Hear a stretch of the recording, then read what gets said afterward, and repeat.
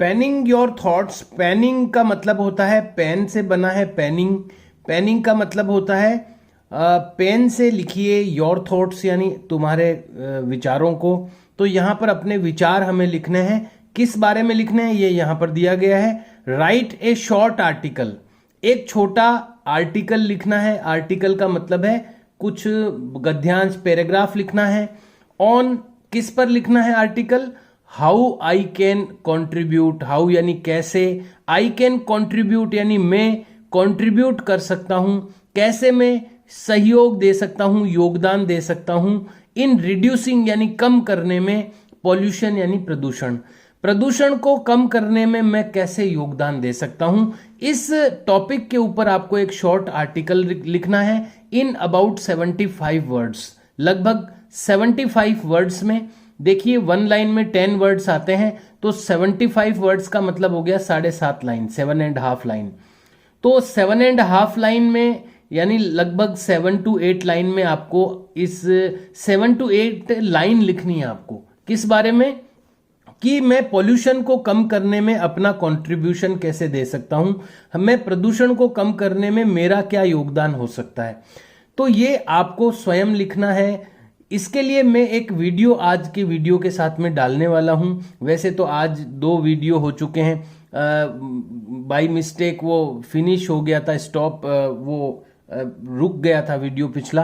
तो मेरे को ये सेकंड वीडियो भी, आज 2 वीडियो तो आपके इससे क्वेश्चन आंसर से रिलेटेड हो गए हैं। उसके अलावा कुछ वीडियो में और भी डालने वाला हूं आज इसके, जो कि अपन ये एक्टिविटीज कर रहे हैं उससे रिलेटेड। तो ये जो एक्टिविटी आपको करनी है कि मेरा क्या कंट्रीब्यूशन हो सकता है पॉल्यूशन को रिड्यूस करने में, पॉल्यूशन को कम करने में, और ये पॉइंट आपको हिंदी में लिखने हैं।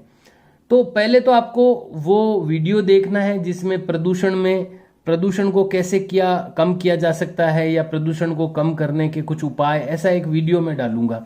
छोटा वीडियो होगा 5-7 मिनट का, वो आपको पहले देखना है और फिर उस वीडियो को देख करके आपको 7-8 लाइन लिखनी है कि आपका क्या योगदान हो सकता है, आप कैसे प्रदूषण को कम कर सकते हैं।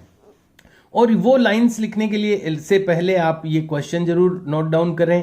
Penning your thoughts, write a short article on, यहाँ इन्वर्टेड कोमा स्टार्ट होता है यहाँ से। How I can contribute in reducing pollution, pollution को रिड्यूस करने में मैं क्या कॉन्ट्रीब्यूट कर सकता हूं इन अबाउट 75 वर्ड्स। ये इस तरह से आपको वीडियो के बेसिस पर करना है। बहुत इजी काम है। प्रदूषण कैसे कम होता है हम सब जानते हैं कि हम क्या क्या कर सकते हैं। पॉलीथीन का प्रयोग नहीं करूंगा, मैं धुआं नहीं करूंगा, मैं कचरा नहीं फैलाऊंगा, मैं पेड़ नहीं काटूंगा, इस तरह की चीजें हो सकती है। उस वीडियो में भी कुछ चीजें दी हुई है, कुछ चीजें आप ऐड भी कर सकते हैं। 7 to 8 लाइंस आपको इसमें लिखनी है। तो क्वेश्चन नंबर बी है, उसके बाद में यहां पर एक्टिविटी नंबर बी है। ये आपको ये भी रिटर्न में करना है, एक्टिविटी नंबर ए, और एक्टिविटी नंबर बी भी आपको रिटर्न में करना है। Picture reading, look at the picture carefully. यहां पर एक पिक्चर दी हुई है, देखिए एक एलिफेंट दिख रहा है, जंगल में दिख रहा है। तो अब अपने को क्या करना है, ये क्वेश्चन आपको लिखना है। पहले तो picture reading, look at this picture carefully, इस पिक्चर को केयरफुली यानी ध्यान से देखिए। और यहाँ पर 3-4 क्वेश्चंस दिए हुए हैं, इनके आंसर लिखने हैं अपने को। पहला क्वेश्चन है, इस पे आप नंबर भी लगा सकते हैं। क्वेश्चन नंबर 1, विच डोमेन यानी कौन सा क्षेत्र। हमने वहां पर देखिए इस लेसन में पढ़ा था कि 3 प्रकार के डोमेन हैं नेचर के। एक तो लिथोस्फीयर यानी स्थल मंडल, हाइड्रोस्फीयर यानी जल मंडल, और एटमोस्फीयर यानी वायुमंडल। ऐसे 3 डोमेन अपने यानी क्षेत्रों के बारे में पढ़ा था। यहां पर पूछा गया है विच डोमेन यानी कौन सा क्षेत्र ऑफ द एनवायरमेंट यानी पर्यावरण का कौन सा डोमेन या क्षेत्र इज शोन हियर, यहां पर दिखाया गया है। तो आप देख सकते हैं यहां पर कोई जलमंडल नहीं दिख रहा है, यहां पर कोई वायुमंडल नहीं, यहां पर ये जो हाथी खड़ा है, एलिफेंट जहां पर स्टैंड पोजीशन में है, ये स्थल मंडल दिखाया गया है, लिथोस्फीयर। तो आपको यहां पर विच डोमेन ऑफ द एनवायरमेंट, तो यहां पर विच की जगह आपको लिथोस्फीयर लिखना है। मैं आपको स्पेलिंग दिखा देता हूं, LITHOSPHERE, लिथोस्फीयर। तो यहां पर आपको आंसर में लिथोस्फीयर डोमेन, तो आंसर लिखना है lithosphere domain of the environment is shown here, ये आंसर हो जाएगा। यहां पर लिथोस्फीयर डोमेन दिखाया गया है। वन लाइन ब्लैंक लीव करने के बाद सेकंड क्वेश्चन लिखना है विच इकोलॉजिकल सिस्टम। हमने इकोलॉजिकल सिस्टम्स के बारे में भी पढ़ा है कि एक छोटा एरिया जिसमें कई चीजें एक दूसरे से इंटरेक्ट करती है तो वो एक इकोलॉजी बन जाती, इकोलॉजिकल सिस्टम बन जाता है उसका। तो विच इकोलॉजिकल सिस्टम, कौन सा इकोलॉजिकल सिस्टम सपोर्ट्स यानी सहयोग करता है द एलिफेंट यानी हाथी को। हाथी को कौन सा इकोलॉजिकल सिस्टम हेल्प करता है, सपोर्ट करता है? तो जो जंगल का इको सिस्टम है, जंगल इकोलॉजिकल जो सिस्टम है वो इसको सपोर्ट करता है। यहां पर भी आपको विच की जगह फॉरेस्ट लिख सकते हैं, आप जंगल भी लिख सकते हैं, FOREST फॉरेस्ट, तो विच की जगह आपको फॉरेस्ट लिखना है। Forest ecological system supports the elephant, ये आपका आंसर हो जाएगा। Question number 3, is the elephant a producer? क्या एलिफेंट एक प्रोड्यूसर है? तो हमने पढ़ा है कि प्रोड्यूसर तो केवल ग्रीन प्लांट होते हैं, बाकी कोई प्रोड्यूसर नहीं होता। तो यहां पर आपको इसका आंसर लिखना है, तो ये फिर पूरा पढ़ लेते हैं एक बार इसको। Is the elephant a producer और ए कंज्यूमर? एलिफेंट प्रोड्यूसर है या कंज्यूमर है? तो एलिफेंट कंज्यूमर है, आपको लिखना है the elephant is a consumer, ये आपका फर्स्ट आंसर हो जाएगा इसमें। The elephant is a consumer, elephant एक कंज्यूमर है, फुल स्टॉप लगाना है। इज इट ए हर्बीवोर और एन ओमनीवोर? ये हर्बीवोर है या ओमनीवोर है? हर्बीवोर शाकाहारी होता है, ओमनीवोर जो मांस और प्लांट दोनों खाता है वो होता है। तो हाथी कभी मांस नहीं खाता, इसलिए ये हर्बीवोर है, तो आपको इसके फुल स्टॉप के बाद में लिखना है इट इज ए हर्बीवोर, ये एक हर्बीवोर है, ये आपका आंसर हो जाएगा। Question number 4, 1 2 3 4, which species of elephant, कौन सी जाति एलिफेंट की इज शोन हियर, यहां पर दिखाई गई है? तो आपको लिखना है Asian, ASIAN, Asian, ASIAN, Asian species, ये एशियाई हाथी है, तो अपने एशिया का हाथी है ये। Asian, ASIAN, Asian species of elephant is shown here, यहां पर एलिफेंट की एशियन स्पीसीज को दिखाया गया है। आफ्टर कंप्लीटिंग दिस वन, इसके बाद में, इसको कंप्लीट होने के बाद में, it is question number C, open discussion, खुली चर्चा। इसमें क्या है, have a free discussion in class, class में एक डिस्कशन कीजिए ऑन द टॉपिक, किस टॉपिक पे करना है discussion? The importance of forest, जंगलों का महत्व, इन अवर एनवायरमेंट, हमारी पर्यावरण में जंगलों का क्या इंपॉर्टेंस है, क्या महत्व है। तो इसके लिए भी मैं एक वीडियो ऐड करूंगा आपके लिए, तो इसको आपको रिटर्न में नहीं करना है इस क्वेश्चन को, लेकिन वो वीडियो आप जरूर देखना, उसमें वनों का महत्व बताया गया है, फॉरेस्ट्स का क्या इंपॉर्टेंस है, क्या महत्व है, यही यहाँ पर एक चर्चा करनी थी। तो आप जब वो वीडियो देखेंगे तो काफ़ी चीज़ें आपको क्लियर हो जाएगी। तो ये क्वेश्चन नंबर C आपको रिटर्न में नहीं करना है, A और B करना है, C नहीं करना है, लेकिन इसमें वीडियो जरूर देखना है आपको। Question number D, research project, एक प्रोजेक्ट यहाँ पर बनाना है, खोजी प्रोजेक्ट है ये, रिसर्च करनी है, खोज करनी है, कुछ चीजें पता करनी है, फिर प्रोजेक्ट बनाना है। क्या है देखते हैं, यूजिंग द इंटरनेट, इंटरनेट को यूज करते हुए, और सुटेबल रेफरेंस बुक्स, या फिर कोई अच्छी रेफरेंस बुक हो उसको यूज कर सकते हैं। प्रिपेयर ए प्रेजेंटेशन, एक प्रेजेंटेशन आपको तैयार करनी है, इंटरनेट का यूज कर सकते हैं, कोई रेफरेंस बुक का यूज कर सकते हैं। आपको एक प्रेजेंटेशन यानी एक प्रस्तुतिकरण तैयार करना है, किस विषय पर?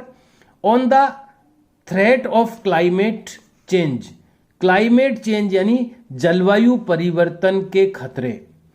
थ्रेट यानी खतरा, वैसे धमकी भी होती है, थ्रेट का मतलब यहां पर इसका मतलब खतरा है। The threat of climate change, climate change जो हो रहा है, जो जलवायु परिवर्तन हो रहा है, उसके क्या गंभीर खतरे हैं, उसके ऊपर आपको एक प्रेजेंटेशन देनी है। ऐड पिक्चर्स, चित्र भी ऐड कीजिए, and statistics to make your project authentic and attractive, आपके प्रोजेक्ट को ऑथेंटिक यानी विश्वस्त बनाने के लिए और अट्रैक्टिव यानी आकर्षक बनाने के लिए उसमें आपको पिक्चर्स भी ऐड कर सकते हैं, स्टैटिस्टिक्स यानी ग्राफ भी ऐड कर सकते हैं, डेटा ऐड कर सकते हैं आप। तो यहाँ पर ये भी आपको ये रिटर्न में नहीं करना है, इसके लिए भी मैं आपको एक वीडियो शेयर करने वाला हूँ जिसमें जलवायु परिवर्तन के खतरे बताए जाएंगे, वो आपको देखना है और उसके आधार पर आपको चलो करना है, ये आपको करना है। आपको जलवायु परिवर्तन के बारे में 5 कोई फैक्ट लिखनी है। देखो उसमें से आपको वो वीडियो देखना है कि जलवायु परिवर्तन जो हो रहा है, जो बर्फ जमी हुई होती है पोल्स पर, जो नॉर्थ पोल है, साउथ पोल है, वहाँ से बर्फ मेल्ट हो रही है यानी कि पिघल रही है, टेम्परेचर बढ़ रहा है पूरी दुनिया का। तो इस तरह से जो भी चीज़ें आपके समझ में आती है उस वीडियो के बेसिस पर, वो आपको 5 बातें लिखनी है। इसमें 5 लिख सकते हैं तो 5 या 1-2 कम ज़्यादा भी हो सकती है, तो लेकिन कुछ फैक्ट्स आपको लिखने हैं इसके बेसिस पर, ये आपको रिटर्न में करना है। तो ये जो लेट्स डू इट वाले क्वेश्चंस थे उसमें से ABCD 4 क्वेश्चन थे, उसमें से एक C वाला आपको नहीं करना है। इसमें भी वीडियो शेयर होगा, वो आपको देखना है। तो अलग अलग वीडियो शेयर करूंगा मैं, तो जो वीडियो जिस क्वेश्चन से रिलेटेड हो उसको आप उस क्वेश्चन के लिए देखें और उसके आधार पर इसको करें। Now some questions are in the end of the lesson. यहां अब लास्ट में कुछ क्वेश्चंस हैं, ये आपको रिटर्न में करने हैं। NCERT कॉर्नर, ये आप टॉपिक लगाएं और उसके बाद में इन क्वेश्चंस को करें। लेट्स रिकॉल, आइए इसका दोहरान करें। तो इन क्वेश्चंस के बेसिस पर हमें एक बार रिकॉल करने का मौका मिल जाएगा लेसन को, कुछ चीजें इस लेसन की याद आ जाएगी। Question number 1, answer the following questions, निम्न प्रश्नों के उत्तर दीजिए। पहला है what is an ecosystem. Ecosystem क्या होता है, इसकी डेफिनेशन हमें लिखनी है। तो यहां से आप लिख सकते हैं, एक पॉइंट आया था अपने इकोसिस्टम के लिए, इकोसिस्टम, यस। तो यहां से आपको लिखना है ecosystem is a system.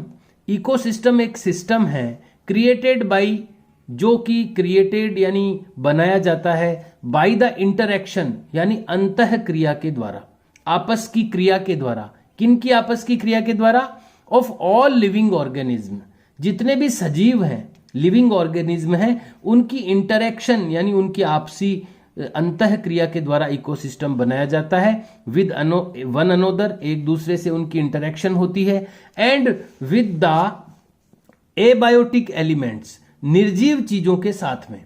Of the environment, environment की निर्जीव चीजें भी, एबायोटिक चीजें भी उसी में शामिल है, और जो लिविंग बींग्स हैं वो भी उसमें शामिल है। इन विच दे लिव, जिसमें वो रहते हैं, यानी जो लिविंग बींग्स हैं, जो सजीव हैं, वो जिन एबायोटिक चीजों के साथ रहते हैं, जिन निर्जीव चीजों के साथ में रहते हैं, उन सब में आपस में जो इंटरेक्शन होता है उससे इकोसिस्टम तैयार होता है।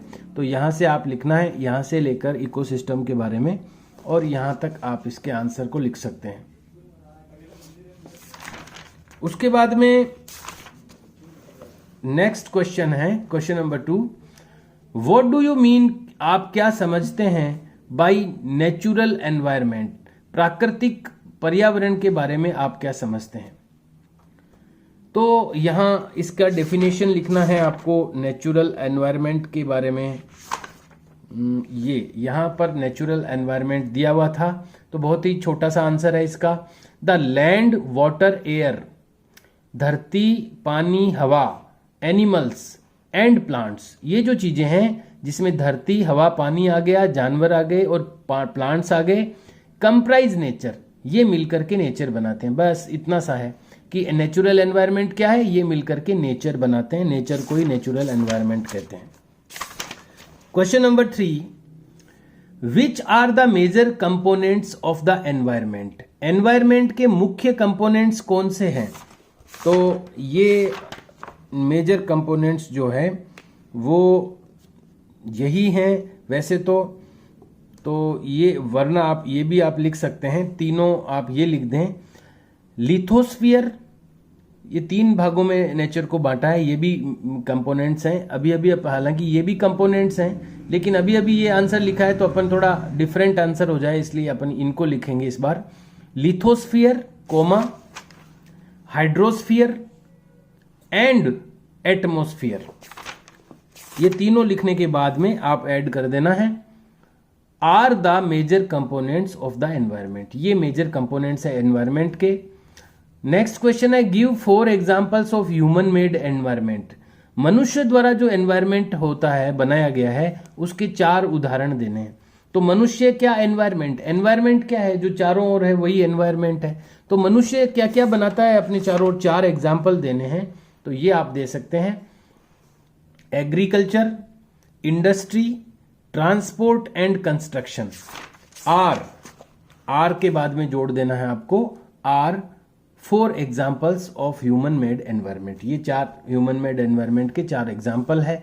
व्हाट इज लिथोस्फियर, लिथोस्फियर क्या होता है? तो लिथोस्फियर होता है स्थल मंडल। देखिए यहां से स्टार्ट करना है, lithosphere. This is the solid top layer of the earth surface, धरती की सरफेस की ये सबसे टॉप और ठोस लेयर है, परत है। Also called the earth crust, इसको धरती की पपड़ी भी कहते हैं, क्रस्ट भी कहते हैं। It is made of rocks and minerals, ये चट्टानों और खनिजों से बनी होती है। With a thin covering of soil, एक मिट्टी की पतली परत के साथ। तो यहां तक आप लिखेंगे तो लिथोस्फियर क्या होता है वो क्लियर हो जाएगा। इसके बाद नेक्स्ट क्वेश्चन है, question number 6, which are the 2 major components of biotic environment. Biotic environment के 2 मेजर कंपोनेंट कौन से हैं? बायोटिक एनवायरमेंट का मतलब हो गया जैविक पर्यावरण, जीवों का पर्यावरण। तो जीवों के पर्यावरण के 2 मेजर कंपोनेंट यानी 2 मुख्य भाग।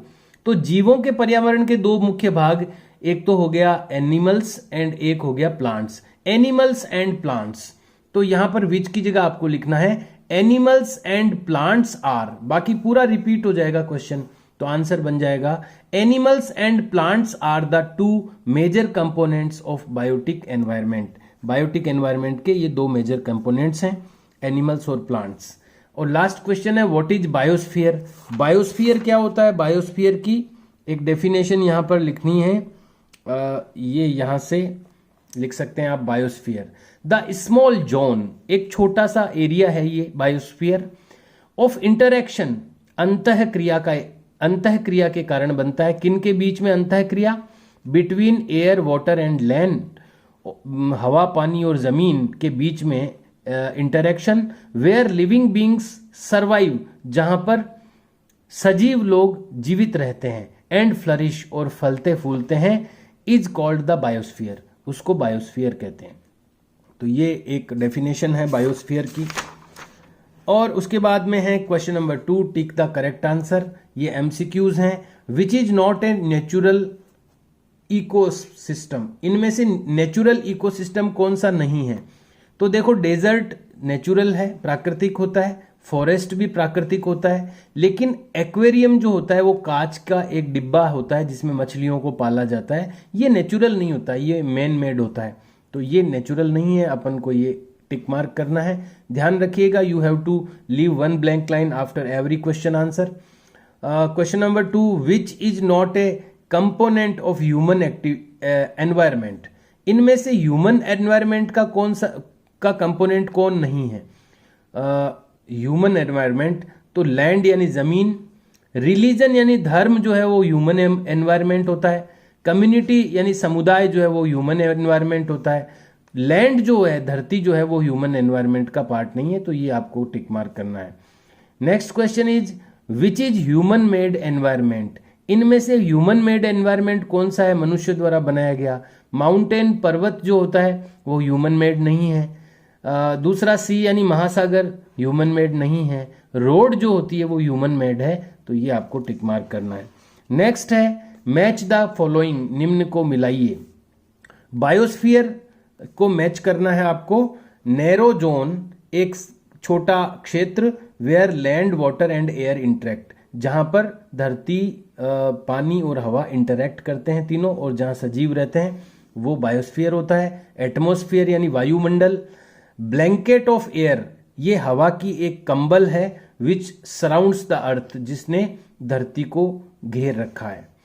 हाइड्रोस्फीयर जलमंडल को कहते हैं। डोमेन ऑफ वाटर, वाटर का क्षेत्र है ये। एनवायरमेंट पर्यावरण को कहते हैं। आवर सराउंडिंग्स, हमारे चारों ओर का एरिया।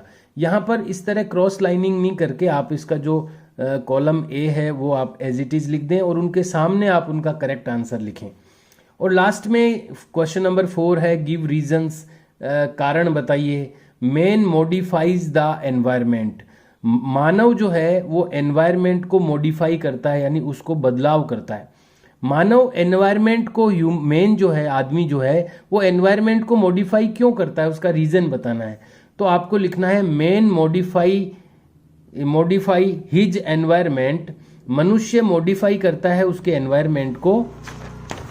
अब वो ऐड क्या करना है वो बता रहा हूं मैं आपको। मनुष्य अपने एनवायरमेंट को मॉडिफाई करता है टू मेक लाइफ, बनाने के लिए, जीवन को, मोर कंफर्टेबल, ज्यादा आरामदायक, सेफ यानी सुरक्षित, एंड प्रोग्रेसिव यानी विकसित।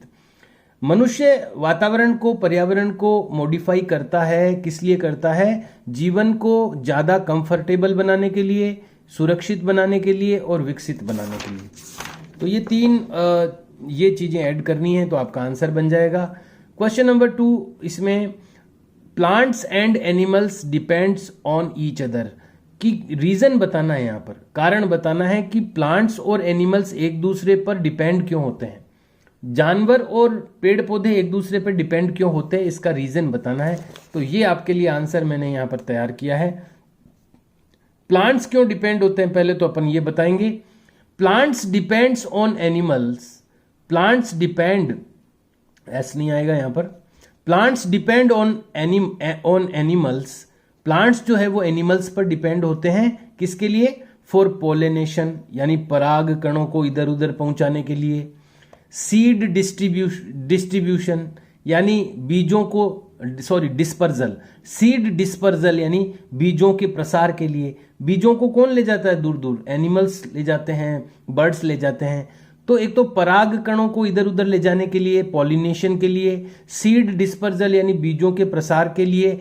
And carbon dioxide. और तीसरी चीज है कार्बन डाइऑक्साइड। जो एनिमल्स कार्बन डाइऑक्साइड निकालते हैं वो फिर इनके काम आती है प्लांट्स के।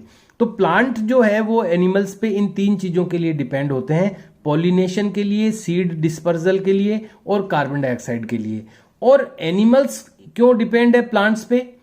वो तो पूरी तरह से डिपेंड है। And animals depend on plants, और एनिमल्स डिपेंड ऑन प्लांट्स, यानी एनिमल्स प्लांट्स पर डिपेंड किस लिए हैं? फॉर फूड, भोजन के लिए, ऑक्सीजन के लिए, एंड शेल्टर यानी आवास के लिए, रहने के लिए। तो ये आंसर आपको लिखना है इसके लिए, क्योंकि यहां पर कारण पूछे गए हैं, रीजंस पूछे गए हैं।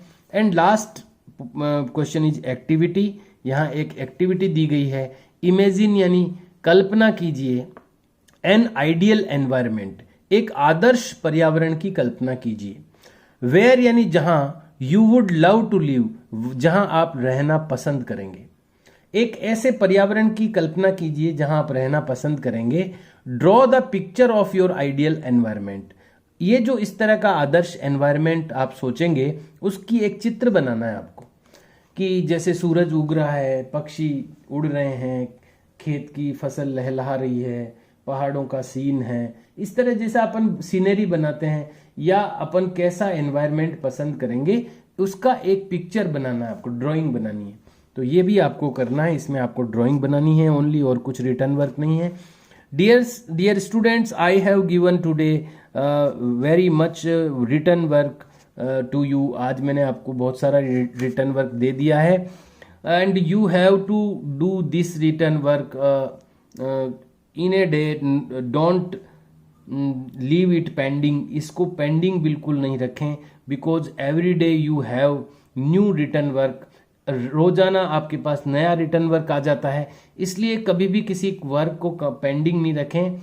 Try to complete all the return work in the same day में इसको कंप्लीट करने की कोशिश करें। And try to learn it, और इसको लर्न करने की भी कोशिश करें।